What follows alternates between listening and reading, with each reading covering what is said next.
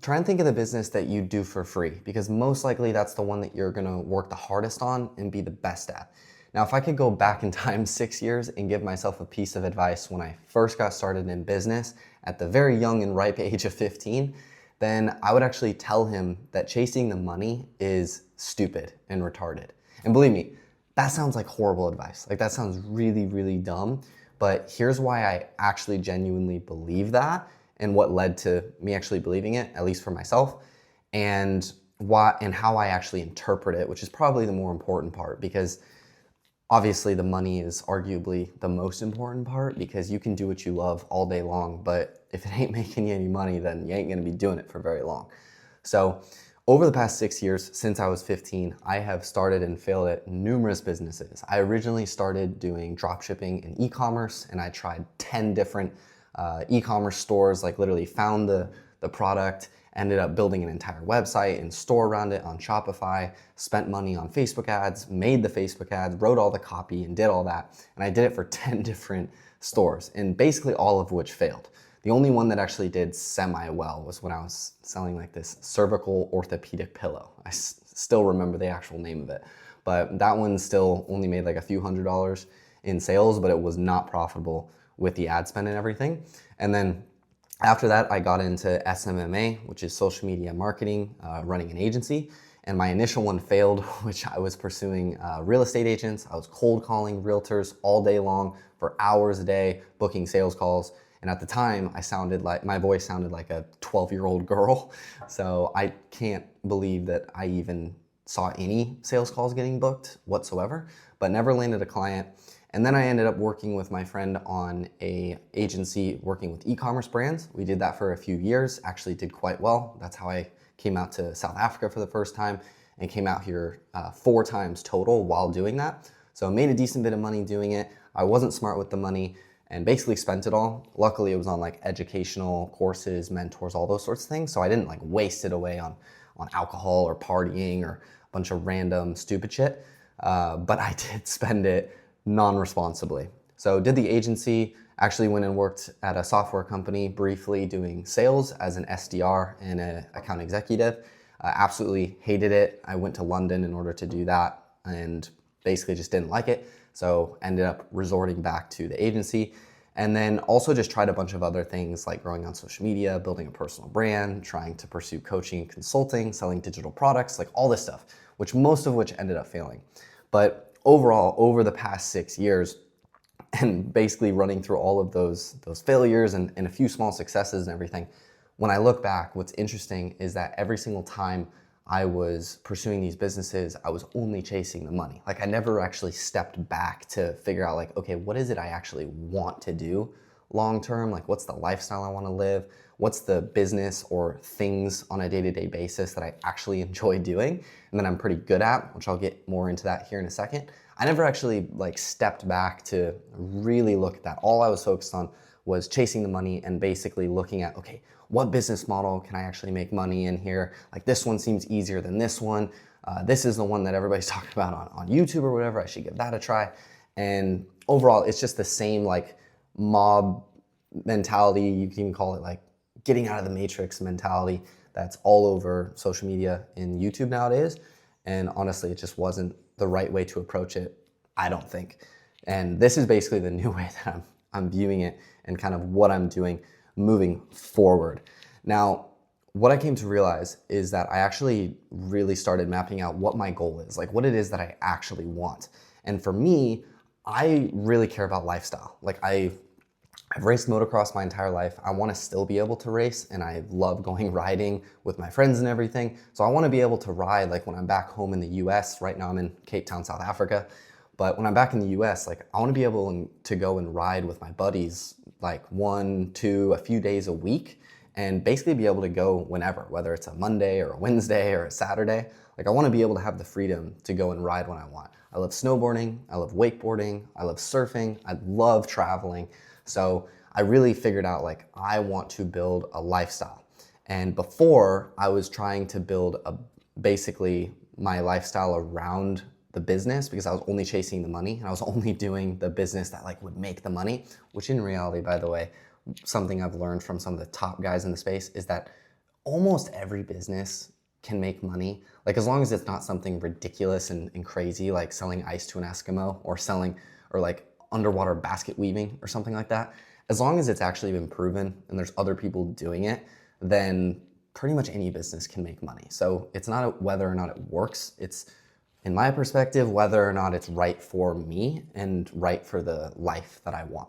So what I ended up realizing is that I want to build a business around the lifestyle and around the ideal day-to-day life that I want to live. Now, maybe that hit you because it did hit me when I first heard that, of building your business around your lifestyle, but more specifically around what your ideal day-to-day life looks like. Like if you want a good journal prompt or something, or a question to ask yourself, it's what does your ideal day-to-day life look like? Like what do you want to do on a day-to-day life from when you wake up to when you go to bed? And I'm also talking to you if you're the type of person, which I'm thinking that you probably are if you're still watching this and you're watching this type of video. If you're the type of person like me where I want to grind, I want to work, I want to constantly be moving the needle forward. Like I don't like vacations because I'm not actually working and moving the needle forward. Like I don't want to work one day a week and then have the rest of the day to fuck off and do whatever. Like I like to work every single day and do something that moves the needle forward for me. So if you're like me and you think in that type of way, then this advice will most likely be good, because it's at least worked for me, where you're figuring out what your ideal day life looks like in terms of what work do you want to do? Like how do you want to work? Where do you want to work? What do you want to be working on? Like what brings you inspiration and creativity and all those sorts of things, which I'll dig into that here in just a second more. But really figuring out what that ideal day-to-day life looks like for you. So overall, building the lifestyle, or building the business around the lifestyle and ideal day-to-day life that I want. Whereas I'll compare to other people who, like one of my really close friends who's building a software company right now. He's actually who I went and worked for briefly in London, and he's doing extremely, extremely well with the software company. But he grinds and works at an office in New York like 50 days, 48, or not 50 days, 48 to 50 weeks of the year. And then he's got like 2 to 4 weeks of the year where he can like come to Cape Town and do whatever he wants. Like he was just here and him and I were spending a lot of time together for a few weeks, just literally like a couple weeks ago. But now he's back in New York and he's grinding and he's working. Now he's extremely successful and has a I think like 7 or 8 figure net worth now. But the thing is that I don't want his lifestyle, because he's not optimizing for lifestyle. Like he's optimizing for very, very different goals and things, where he wants to build a massive corporate company with lots of employees and exit it for like 9 figures, or 8 or 9 figures, and all these sorts of things, which I've just come to realize that's not what I want. Like I want to optimize for lifestyle, which is why my path is gonna look completely different than his. So that's an important distinction that I had to figure out, and an important thing that I had to figure out for myself, because before I was almost kind of flying blind, just looking at all these different opportunities and chasing whatever would make me money. But in reality, most of them can make you money. And what I came to realize is, at least for me, it's better to really figure out, okay, what do I want long term, and which of these opportunities actually fits and aligns with that. Because then you take all of these different options, which makes you kind of anxious when you've got all of these different options. But once you really figure out like what it is you want, it actually narrows down the options, because there's only a select few that actually are going to be in full alignment with what you want, most likely. So that was an important thing, is that distinction of what it is I actually want versus what everybody else is living and what I was kind of chasing before almost blindly. So that was really important. And my dream business that I came to realize from all of this that actually fits the lifestyle I want is building a personal brand like this, making videos and content on Instagram, YouTube, making newsletters, all these sorts of things, and building an online online digital asset business, as I call it, where basically my main product or offers is selling digital assets, whether that's digital products like, courses, or templates like Notion templates, or things like that, any type of digital products, as well as like an online paid community And eventually I want to do like in-person masterminds around the world, like here in Cape Town, and bring a bunch of high-level entrepreneurs and creators and just people out where we can all mastermind and go do some really cool things together, learn from each other, all those sorts of things. So I just figured out that that's my dream business. It's in full alignment with the lifestyle that I want. Plus, it's something that I really enjoy doing and I feel like is my molehill, which I'll get into that here in just a second. But that's the dream business that I figured out for myself that I want to work on and pursue, that is in full alignment with what it is I want in 5 to 10 years, and also has the potential to make the money that I want as well. So that's kind of what I figured out. Now, here's how I actually figured it out and how you could potentially figure this out for yourself and just some questions and everything.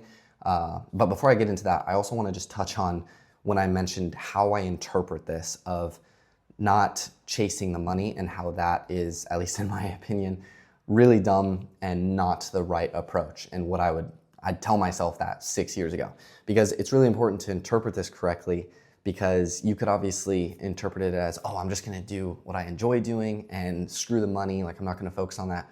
But like I mentioned before, I mean, I love racing motocross and riding, but if I went and rode all day, every day, and I'm not making any money, it wouldn't last very long. I wouldn't be able to do that for very long, even though I'm doing what I love and all those sorts of things. So it's important how to interpret it. And basically the way that I interpret it is that I'm going all in. Ideally, you can go all in on your dream business and what you want to do, which for me is building my personal brand, making content like this. But in reality, it's going to take me a while to build this up to where it's actually making the money that'll allow me to live and be able to eat and have a roof over my head and everything, which is obviously a little important. Ideally, you can start and just go all in and do that, which if you are in the situation, which I actually was a few years ago when my parents were still like paying for all of my living and I didn't have any expenses or anything like that. And basically I could just spend all day, every day working on whatever it is I wanted to work on. If you're in that situation, then amazing. Like you can pretty much go all in on whatever your dream business is and just give it a shot because you don't have any like expenses or things on you that is forcing you to go do something that makes money now. But now that I'm in the situation where I need to make money for myself, then I can't just go all in and burn all the boats and just do this. So going back to interpreting this correctly, basically what I mean is figuring out, or at least what I'm doing, is I figured out what my dream business, lifestyle, and path is, which is this. However, I can't just go all in on this yet. So I'm going to be working on this every single day and building it up right now, but I still need to do something that allows me to live and make money, which for me is I'm currently doing remote sales, specifically in life insurance, which is like very boring and everything, but it gives me the freedom to be able to work wherever I want. I can do remote sales and actually make a decent bit of money from it as well, which allows me to live and is gonna fuel building my personal brand and doing my dream business. So basically the interpreting side of things is figuring out like what your dream business and avenue is that you wanna do long-term that's in alignment with the lifestyle and ideal day-to-day life that you want. But if you're in my situation, then making sure you work on that and do at least everything you need to get it working and basically building while doing the thing that's going to allow you to live and stuff, which for me is doing the remote sales. So which to give you an idea, like while I'm here in Cape Town, I can't even do the sales until 2 in the afternoon, which is actually kind of nice. And the reason is because I'm only calling people in the US, and because of the time zone, 2 p.m. here is 8 a.m. Eastern, which is the earliest that I can call. So basically I can't make calls till 2 in the afternoon here, but I basically make calls until 2 or from 2 until like midnight. So basically I work on my 9 to 5 or my normal like job, you could call it. Even though I'm a 1099, it's technically my own business. I'm just labeling it as kind of like my normal job. I work on that from 2 until midnight, but literally from when I wake up in the morning, which is around like 8:30 because of how late I'm up working on the life insurance, from when I wake up until 2 in the afternoon, I'm hitting the gym and I'm working on my dream business and what I want to build long-term, which is my personal brand. So I'm using that time as like efficiently as I possibly can to build this up. So that's what I meant by interpreting it and everything correctly. But lastly, what I wanted to end with is just some questions and journal prompts that have really helped me figure this out for myself. So you can maybe ask these things to yourself, do some journaling, and I think hopefully it'll help you gain some clarity as it did for me.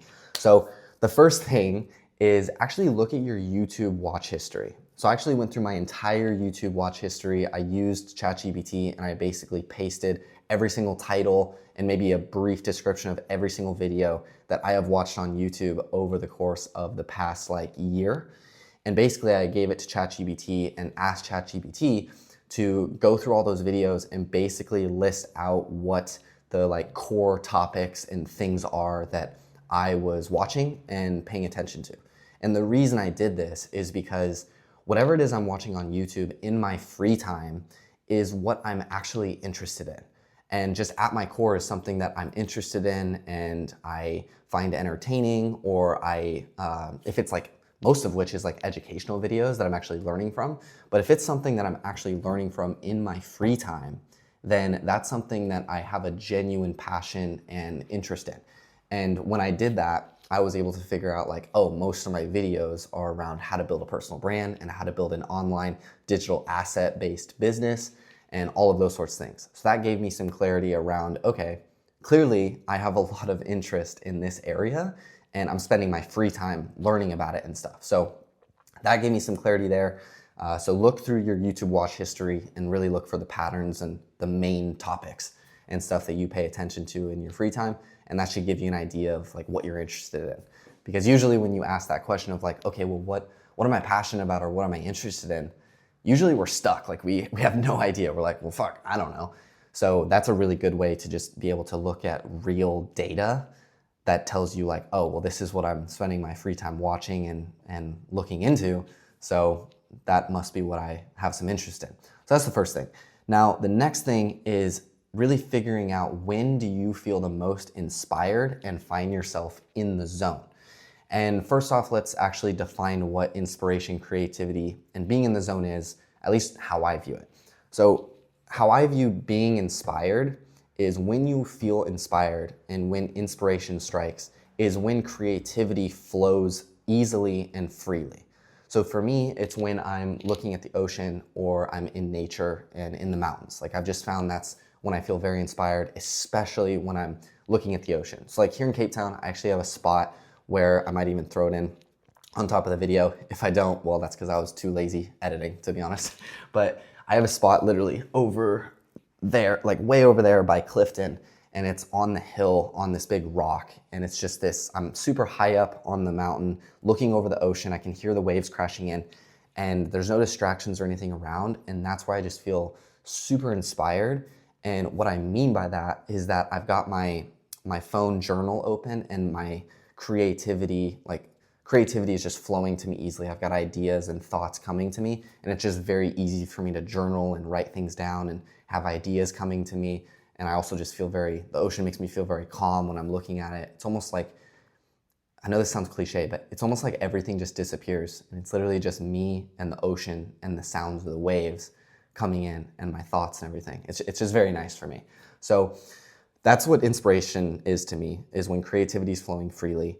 And then what being in the zone is when you feel creative, that usually leads to you being in the zone. And being in the zone, how I define it, is when you're doing something where time goes by without you noticing. So it's when you're doing something and you're so focused and locked in, it's all your thoughts and everything just kind of disappears and you're almost just doing it, and the time just passes without you even noticing. That is more or less when you're in the zone, at least in relation to work and stuff. When it comes to sports, when I'm in the zone racing, that's kind of a different definition, which that might be for a different video. But at least when I'm working, when I'm in the zone, it's when I'm doing something and time goes by without me even noticing. So inspiration, creativity, and being in the zone are all linked, and creativity leads to getting in the zone. So going back to the question that you can journal about and think about is, when do you feel most inspired, creative, and you find yourself getting in the zone? Because usually that's when you're doing something that you're interested in, that you have a passion for, and that you actually enjoy doing. Because usually you don't get in the zone with something that you really don't like doing, and that makes you feel drained or anything like that. It's when you are doing something that you feel inspired about and that allows your creativity to flow freely. So really think about when you actually get in the zone the most often. That I found very helpful. Now the next thing is figuring out what your molehills are. Now I mentioned this earlier in the video, but I really love this concept and I found it very helpful for me, which is figuring out what your molehill is that for others is like climbing Mount Everest. Now to give you an example, a molehill for me is making content like this. I don't have a script. I literally just have, if you can see this, I have no idea if it's focusing or not. I literally just have a few bullet points on my computer that I'm going through, but no script or anything. Like I'm just talking. And I find it very easy to talk to the camera. Whether or not I'm good at it or not, that's up to you to decide. But it just feels very, like I like it. Like my creativity flows freely while I'm doing this. Whereas for others, it's very difficult to get in front of the camera and talk to the camera, especially to spitball freely like this without a script. And a perfect example is my mom. She's a real estate agent. I've tried getting her on social media and having her make content and build her personal brand, but she's very camera shy and just really struggles to talk in front of the camera and almost needs to read off of a script directly in order to do it. So for me, it's a molehill. It's a tiny little hill. It feels like nothing for me to do this, but for her, it's like climbing Mount Everest. It's really difficult. So if you can really nail down and journal and map out the things that come very easy to you, whereas for others, like you almost want to understand why. Because usually when something's super easy for you, but it's hard for others, you can't figure out why. You're like, why is this so difficult for you? Like it's really easy for me. I don't know why you find this so hard. So whatever those things are, write them out, and whatever your molehills are, you can almost look at those as your natural born skills and talents almost. So that'll give you some clarity just around like when somebody asks you, so what skills do you have? Like, what are you good at? At least for me, I always feel stuck. I'm like, well, shit, I don't really know, to be honest. And maybe it's my humble side coming out because to be honest, like I am quite good at a lot of things, but I wouldn't necessarily just say it like, oh, I'm really good at this, this, this, and this. Like I always question like, am I actually good at that? Or am I like just okay at it? Sort of thing. But this allows you to actually figure out what you are good at. Now the last thing, I know this video is getting pretty long, but the last thing is mapping out your ikigai. Now what your ikigai is that's a Japanese term for basically your life purpose. And it's the combination of, and think of like I think it's called I can't think of the chart, but it's like when the circles go like this and they like intersect, you know, and you fill this circle in, and then there's the intersection of it. Well, it's 4 circles, and basically it is what you are good at, what the world needs, what you could be paid for, and what you love. So basically you map out those 4 things, and the intersection of those 4 things is your ikigai and basically your purpose. This helped me a lot. I did this when I was in London, and it gave me a lot of clarity around basically what my path looks like and what I'm kind of meant to do, enjoy doing, all those sorts of things. Now you can search up some videos on YouTube. I might make some as well on how to actually do this and map out your ikigai. And that's spelled, by the way, Ikigai. It's an interesting word, but I highly recommend mapping that out. It helped me a lot. So the combination of those things I think should give you a lot of clarity. It did for me. Just to summarize, it's looking through your YouTube watch history, figuring out when you feel the most inspired and in the zone. What's your molehills that other people find that for other people is like climbing Mount Everest. And then lastly, mapping out your ikigai. I think once you've done all those things, you're gonna have a ton of clarity around kind of what it is you're meant to do, what you enjoy doing, what your path should look like moving forward, all those sorts of things. So anyway, I hope this video was helpful, but that's what I mean when I say not chasing the money and instead figuring out the business that you actually want to do that's in alignment with your lifestyle and building the business around your lifestyle and how I'm approaching it myself, because I'm not building my dream business and only focusing on that. Like I'm having to do it alongside something that honestly I do find very draining that I don't enjoy. But the important distinction is that I'm not only doing the thing that's draining and waiting for a certain time to build what I want. I'm building my dream business and the lifestyle that I want alongside this. So I think that's important to mention. But hope you found this video helpful. Feel free to subscribe for more content like this and comment below any videos that you'd like me to make. You can also follow me on Instagram. I'll have the link down below this video. But with that being said, I'll see you in the next one. Peace.